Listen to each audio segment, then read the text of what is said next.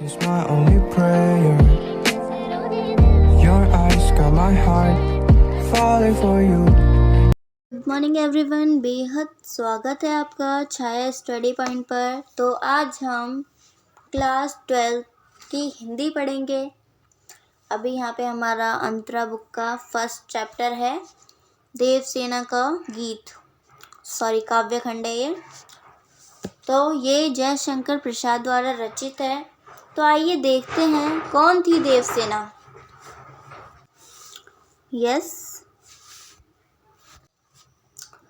देवसेना का गीत जयशंकर प्रसाद के प्रसिद्ध नाटक स्कंदगुप्त का अंश है। ठीक है, यानी जयशंकर प्रसाद का एक स्कंदगुप्त नाटक है जिसका ये एक अंश है। देवसेना स्कंदगुप्त के प्रेम से वंचित रह जाने पर अपने जीवन के अंतिम क्षणों में अपने दुख, वेदना और व्याकुलता को प्रकट करते हुए यह गीत गाती है। हुड्डनों के हमले में मालवा के राजा वंदुवर्मा और उसका पूरा परिवार मर जाता है। ठीक है, मालवा एक जगह है जहाँ के राजा वंदुवर्मा थे, लेकिन उसकी जो बहन होती है देवसेना, वो किसी तरह बच जाती है। ठीक है, यानी देवसेना जो है वो वंदुवर्मा मालवा के राजा की बहन है। देवसेना स्कंदगुप्त से प्रेम करती थी और उसे पूरा विश्वास है कि इस मुश्किल घड़ी में जो स्कंदगुप्त है वो उसका साथ देगा और उससे विवाह करेगा। लेकिन जो स्कंदगुप्त है वो मालवा के धन कुबेर की पुत्री विजया से विवाह करना चाहता है। इस बात से देवसेना पूरी तरह टूट जाती है और अपना पूरा जीवन देश सेवा के लिए समर्पित कर देती है। ठीक है, समझ में आया कौन थी देवसेना? तो अब ज़रा ये भी पढ़ लेते हैं क्या गीत लिखा गया इनके द्वारा, गाया गया है। लिखा तो ये जयशंकर प्रसाद जी ने, अच्छी तरह याद रखना है। आहा वेदना मिली विदाई, मैंने भ्रमवश जीवन संचित मधुकरियों की भीख लुटाई। छल छल थे संध्या के शमकण, आंसू से गिरते थे प्रतिक्षण, मेरी यात्रा पढ़ लेती थी निर्वता अनंत अंगड़ाई। ठीक है, इसमें जो है हम लिखेंगे, जैसे ये वाला क्वेश्चन ऐसे आता है कि इसकी सप्रसंग व्याख्या कीजिए। ठीक है, तो ये तो हमें इसी सप्रसंग व्याख्या करनी है। तो इसमें प्रसंग में लिखना है कि इसमें जो देवसेना है वह अपने दुख और संघर्ष का वर्णन करते हुए कहती है कि उसकी जो जीवन यात्रा है, उसकी जीवन यात्रा पर किसी का अधिकार नहीं है, बस उसके अकेलेपन का ही है। ठीक है, अब इसकी व्याख्या में हम लिखेंगे, इसकी जो व्याख्या करते हैं ना वो हम अपने शब्दों में करते हैं कि ये जो हमें पैराग्राफ बता रहा है वो क्या बता रहा है। ठीक है, तो इस पैराग्राफ में लिखा है आह वेदना मिली विदाई। वो कहती है कि मुझे मेरे जीवन के अंतिम क्षणों में दुख और पीड़ा ही मिल रही है। ठीक है, मैंने अपना सारा जीवन इसी आशा में गुजार दिया कि स्कंदगुप्त मुझसे प्रेम करता है, लेकिन यह तो मेरा एकमात्र भ्रम था, है ना।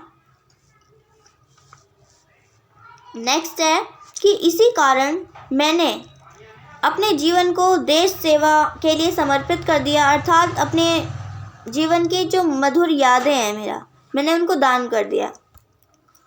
जीवन के अंतिम क्षणों में मुझे जो है दुख और पीड़ा ही मिल रही है, मानो कि संध्या और उसके दुख से आंसू बहा रहे हैं, है ना। उसने जो अपना जीवन है ना वो दुखों और संघर्षों के बीच ही बिताया है और उसका कोई साथी नहीं था। उसका जो अकेलापन था वही उसका साथ दे रहा था बस। फिर हम इसके नीचे लिखते हैं, पहले हम इसका सप्रसंग व्याख्या, फिर प्रसंग, फिर व्याख्या, और उसके नीचे जो हमारा फोर्थ पॉइंट होता है वो होता है काव्यागत विशेषताएं। ओके, तो काव्यगत विशेषता में हम क्या लिखते हैं, कि इसकी हम विशेषताएं लिखते हैं, इसमें क्या विशेषताएं इस पैराग्राफ में। तो देवसेना के जीवन संघर्षों का सजीव चित्रण हुआ है इसमें, ठीक है। फिर कि मुक्त छंद है और इसमें उपमा, अनुप्रास और मानवीकरण अलंकार का यूज हुआ है, ठीक है, ये भी लिख देंगे हम। फिर कैसे हुआ है उपमा अलंकार का यूज? आंसू से गिरते थे प्रतिक्षण, इसमें उपमा अलंकार है, ठीक है। और मेरी यात्रा पढ़ लेती थी निर्वता अनंत अंगड़ाई, इसमें जो निर्वता है, निर्वता का मानवीकरण किया गया है, ठीक है। निर्वता मतलब होता है खामोशी, ओके। हाँ जी, काव्यगत विशेष में हम जो लिखने वाले हैं वो है कि करुण रस है, मतलब जितने भी रस हैं, जो भी हमें वहाँ दिख रहा है कि हम इसमें क्या क्या विशेषता है। इसमें खड़ी बोली का यूज़ है तो हम वो भी लिख देंगे, खड़ी बोली, ठीक है। फिर आगे पढ़ते हैं। श्रमित स्वपन की मधुर माया में, गहन विपिन की तरु छाया में, पथिक उन्नति श्रुति में किसने यह विहाग की तान उठाई।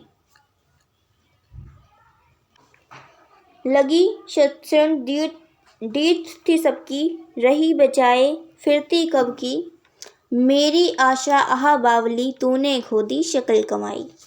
तो इसमें वो कहती है कि मैंने इतना परिश्रम किया, उससे थक कर मैं अब आराम से मतलब अपनी ज़िंदगी में हूँ। मैंने जो भी सपने देखे थे वो पूरे नहीं हो सके, तो मैं थक कर निराश होकर उन सब से मुक्त होना चाहती हूँ। तो ऐसी स्थिति में किसने ये विहाग की तान उठाई है, विहाग मतलब किसने विवाह की तान उठाई है, ठीक है। देवसेना कहती है कि जब वो युवावस्था में थी तो वो सिर्फ स्कंदगुप्त से ही प्रेम करती थी। तो इतने सारे लोग उन्हें देखते थे लेकिन वो किसी का भी मतलब एक्सेप्ट नहीं करती थी, क्योंकि वो बस उन्हीं के लिए पागल थी। तो वो कहती हैं कि मेरी जो आशा थी वो पागल थी और मैंने अपनी सारी पूंजी, सारी कमाई खो दी अपनी आशा में, ठीक है। ये हो गया। फिर इसमें हमें छांटना भी है कि विशेष क्या है। तो श्रमित स्वपन और आशा आहा, इसमें जो है अनुप्रास अलंकार का यूज किया गया है, ठीक है। और जो स्वपन है, स्वप्न, तो उसमें मानवीकरण किया गया है। देन हमारा नेक्स्ट है,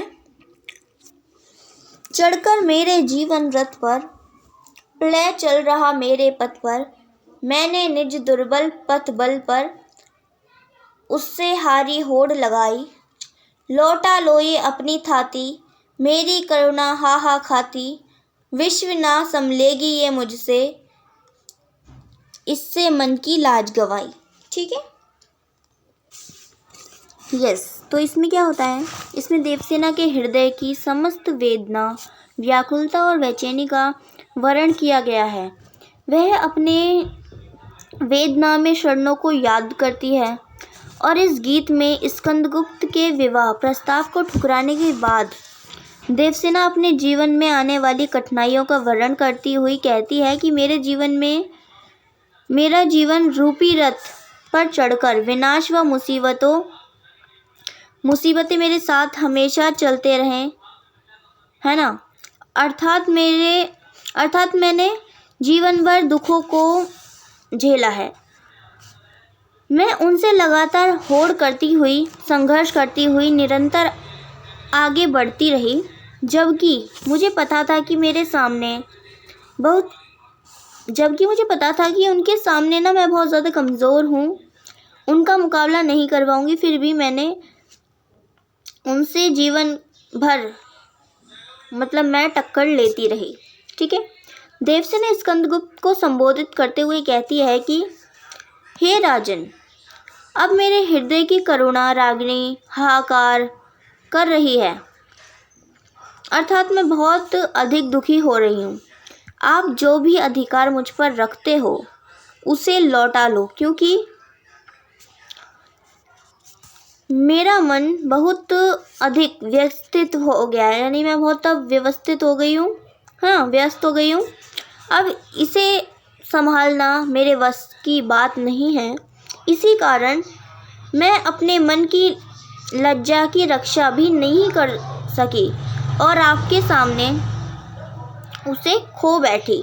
तो इसीलिए आप अपना प्रस्ताव लेकर अब लौट जाइए, क्योंकि जो स्कंदगुप्त होता है वो प्रस्ताव लेकर आता है ना, यानी काफ़ी टाइम बाद, इसीलिए। ठीक है, तो इसका जो विशेष हम लिखेंगे वो ये लिखेंगे, देवसेना की वृह और दशा का इसमें चित्रण किया गया है।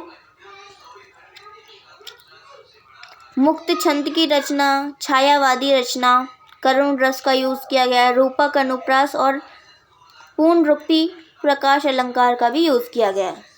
ओके,